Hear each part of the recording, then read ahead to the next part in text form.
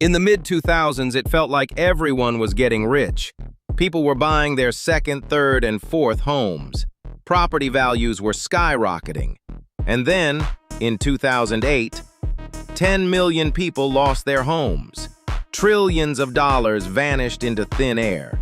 Global markets went into a terrifying freefall. But the crash didn't start in 2008. It started years earlier, entirely in secret, fueled by pure greed and a financial weapon called the subprime mortgage. Let's rewind. In the early 2000s, interest rates were rock bottom. Borrowing money was practically free. Banks wanted to issue as many mortgages as humanly possible, so they lowered their standards. They started handing out massive loans to people who couldn't reliably pay them back. No income? No job? No assets? No problem. These were called subprime mortgages. But the banks weren't stupid. They knew these loans were risky, so they did a magic trick. Instead of holding on to these ticking time bombs, banks bundled thousands of them together, slapped a shiny SAFE rating on them, and sold them to global investors as mortgage-backed securities. It was the perfect scam. The banks made billions in fees for issuing the loans, and investors bought them up, assuming the housing market was untouchable. This created a dangerous delusion. Home prices will always go up. So, people bought houses they couldn't afford, assuming they could just flip them or refinance a year later for a profit. Everyone thought the system was an endless money machine. But the entire global economy was balancing on one single assumption: that everyday people would keep paying their monthly bills. Around 2006, gravity finally kicked in. Interest rates ticked upward.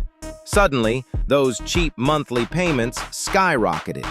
People couldn't afford their homes. And because so many people started defaulting at the exact same time, the housing market flooded with empty properties. Prices didn't just stop rising, they plummeted. Overnight, millions owed more to the bank than their houses were actually worth. They couldn't sell. They couldn't refinance. They just walked away. Remember those mortgage-backed securities? The safe investments held by every major bank on earth? Suddenly, Wall Street realized their multi-trillion-dollar empire was built on a foundation of unpaid debts. The assets were toxic. The safe bets were completely worthless. Confidence evaporated. Banks stopped trusting each other. Lending completely froze. On September 15, 2008, Lehman Brothers, one of the oldest and largest investment banks in the world, filed for bankruptcy. That was the moment the panic became a global contagion. Stock markets nosedived. Small businesses had their credit lines severed. Unemployment spiked to levels not seen in decades. The crisis had broken out of Wall Street and was violently tearing through Main Street. To stop the complete collapse of human civilization, governments stepped in. They slashed interest rates to zero. They printed trillions.